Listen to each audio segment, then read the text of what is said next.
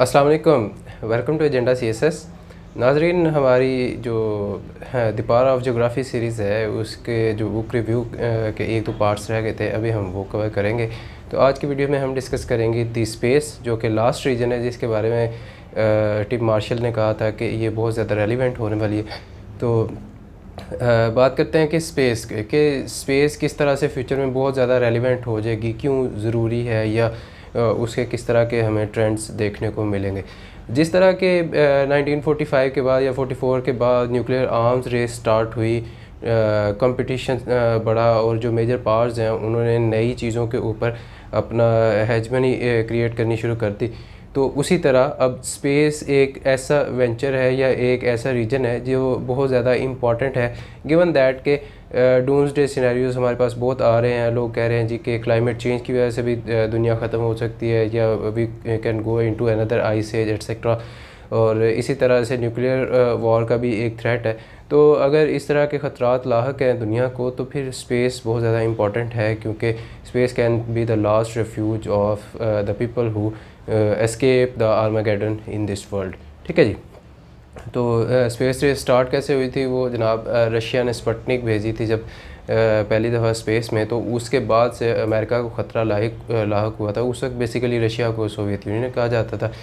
تو امریکہ نے بھی پھر اپنا اسپیس پروگرام جو ہے اس کو پیس اپ کرنا شروع کر دیا، اور انہوں نے بھی پھر اپنی سیٹلائٹس بھیجیں، اور اب انٹرنیشنل اسپیس اسٹیشن ہے ادھر. اور ابھی اگر آپ نے پچھلے 1-2 سال کی ڈیولپمنٹس دیکھی ہیں تو اس میں رشیا نے بھی اپنے سیٹلائٹس وغیرہ لانچ کی ہیں کچھ. پھر اس کے علاوہ UAE آ جاتا ہے، سعودی عربیہ ہے آئی تھنک، اور انڈیا نے بھی ایون مون پہ یا مارس پہ اپنا روور بھیجا تھا آئی گیس. اسی طرح سے پھر جو چائنا ہے انہوں نے بھی اپنا علیحدہ سے اسپیس اسٹیشن سیٹ اپ کرنا شروع کر دیا. یہ ایک بہت بڑی ڈیولپمنٹ ہے. تو آپ کو نظر آ رہا ہے کہ اسپیس بہت زیادہ امپورٹنٹ ہونے والی ہے. تو ٹم مارشل اس بارے میں صحیح کہہ رہا ہے. ٹھیک ہے جی.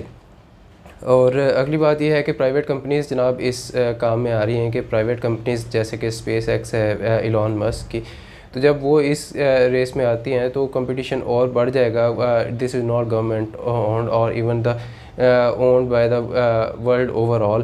تو ادھر کمپٹیشن بھی بڑھے گا. پھر اگر مونوپلی وہاں پہ کریٹ ہو جاتی ہے اسپیس میں، تو پھر جو پرائیویٹ کمپنیز ہیں یا جن کا ادھر ہاتھ چلتا ہے یا جو ہیجمان ہے، ان کو بہت زیادہ ایڈوانٹیج ہوگا، انفلوئنس ہوگا، لیوریج ہوگی. ٹھیک ہے جی. اور اگر آپ بات کرتے ہیں تو بیسیکلی اس وقت ورلڈ جو ہے 2 ٹائپ کے گروپس میں ڈیوائیڈڈ ہے. ایک وہ ہے جو کہ رشیا اور چائنا ہے، یعنی کمیونسٹ اسٹیٹس بیسیکلی، جن کو آپ کہتے ہیں کہ جی نان لبرل اسٹیٹس. ٹھیک ہے.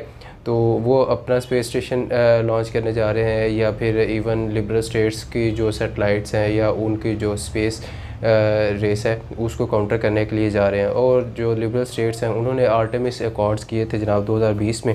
آرٹیمس ایکارڈز جو ہیں ان کا ایم تھا کہ return humans to the moon by 2025. Moon exploration and resource extraction بھی پرپز ہے ان کا، اور space exploration to Mars and beyond. اور اگر آپ اس کی پارٹیز کی بات کرتے ہیں تو یونائٹڈ اسٹیٹس آف امریکہ تو آپ کو پتہ ہے ہو گئی ہوگا. پھر جاپان ہے، UAE ہے، UK ہے، کینیڈا، آسٹریلیا اینڈ لگزمبرگ. ٹھیک ہے. تو یہ اس کی پارٹیز ہیں.